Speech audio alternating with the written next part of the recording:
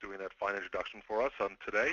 I want to thank you all for taking the time out of your busy day to join us for today's webinar. I wanted to give you a little bit of a brief introduction about myself so you get an idea of who you're talking to. That's me up in the right-hand corner. I have been in the informatics world, and I guess I can call myself an expert since I've been doing this for over 20 years. And I have expertise in a variety of different informatics systems, including LIMS and ELN and CDS and STMS and every other little acronym you can get inside of there in the informatics world. I've worked and operated through a variety of different, I guess you call it industry spaces, clinical, pharma, biotech, chemical, food and beverage, forensics, whatever you want to talk about. That's something I can go through with you. As well as I have had extensive experience in laboratory information processes and workflows. I understand the IT world, databases, systems, networks, so on and so forth. And way back in the dark ages, I actually got a PhD in analytical chemistry. So that being said, you have an idea of who you're being spoken to by. Let's dive in and take a look at our agenda for today. So what we're going to do, based upon what you had read about, is we're going to take a look at how one goes about maximizing the STARLIMS system and the investment that you've made in this system. We're going to go through some areas about how to improve your performance and your efficiency and effectiveness, how you can actually, and some examples of some enhancements and extensions you may want to think about or put in place, utilizing instrument integration, workflows, information availability. And as we talked about in the actual synopsis of the webinar, we'll also go through briefly some of the newer capabilities that have been produced by the STARLIMS people, their new analytics module, their electronic lab notebook, and the mobility modules. And then at the, towards the end, we're going to take a brief little view of, since we're talking about how to improve things and change things, how you're going to go about managing that change. And then we should have time at the end for some questions and answers.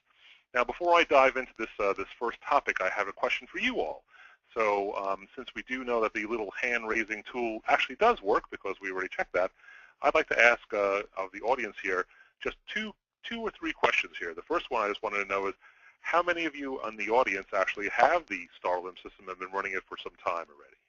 So I'll give you a second or two here to raise your hand if you have the STARLIMS system and have been running it for some time. Megan, did you have any responses, or am I talking to the air again? You're not talking to the air. I was actually sending you over chat. I didn't know if I should jump in and interrupt, but looking at the hands going up, we have about half of the attendees here raise their hands. Okay.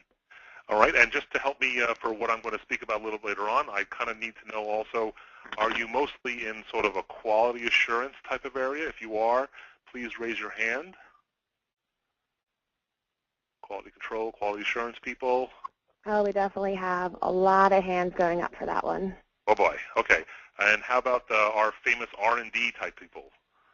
People in the R&D type world.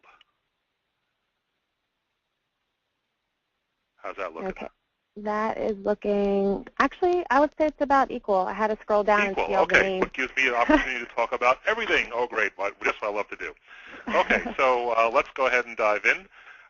What you probably, if you have been using the system for a while, it's been reported from several different sources that sometimes over time the STARLIMS systems, and actually many different LIMS systems, will have a degradation in performance over time. This is usually caused not so much by the product per se, as it's just the standard what happens when more data is loaded into a database system. And as you go through time and the tables get larger and the information gets broader, especially if you start integrating and putting in some graphical information and other type of information, things can slow down. So one of the things you want to do is you want to get the most out of your system is to actually try and optimize and tweak your performance and take a look at this on a periodic basis. The first thing you actually need to do is you need to take a look and find out what the root cause is. You can't just start willy-nilly trying to do things, because oftentimes things are actually interrelated. So you need to do a little root cause analysis on here. Do things like verifying the virus scans are not including work folders. Clean up the temporary folders.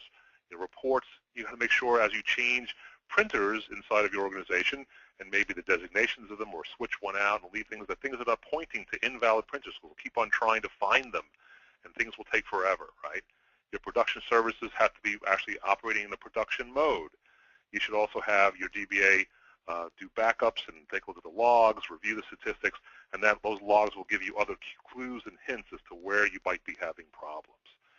Other ways to actually take a look at performance and increasing the performance of the STARLIMS system is that we've found in working with this product that there's always, and this is probably true for most products actually out there, that the actual database tables come with a series of indexed fields, right? And as you probably know, if you're an IT kind of person, I didn't really ask about this, but I'll assume that some of you are, that when you're doing searching for information, indexes allow the searching to go much faster. Now, you may want to actually optimize and add different type of indexes into your tables inside the STARLIMS system to improve that performance. But care must be taken here, because just like a lot of things in life, too much is not good, right? You can't index everything, so it's a real balancing act, because you can actually hurt your performance if you index too many things. So you may want to tweak that a little bit, optimize that, and as well as so you actually be able to get seeking information and finding information faster. There's also the opportunity to increase performance by optimizing and improving your core code components. We'll talk a little bit about that in a little while here. Also, there's a way that you can actually help things out by actually trying to balance where customizations are done. SSL, the STARLIMS scripting language, as well as JavaScript. The SSL is really operating on the server side, the application side, whereas JScript tends to work on the user interface side. So you can balance to a certain degree where things are happening, so you can actually make use of different operating powers and the usage. But one of the things that actually STARLIMS does very well is being able to use multi-threading and multi-CPUs very effectively, and we'll talk about that in a little while as well, and that will help with your performance.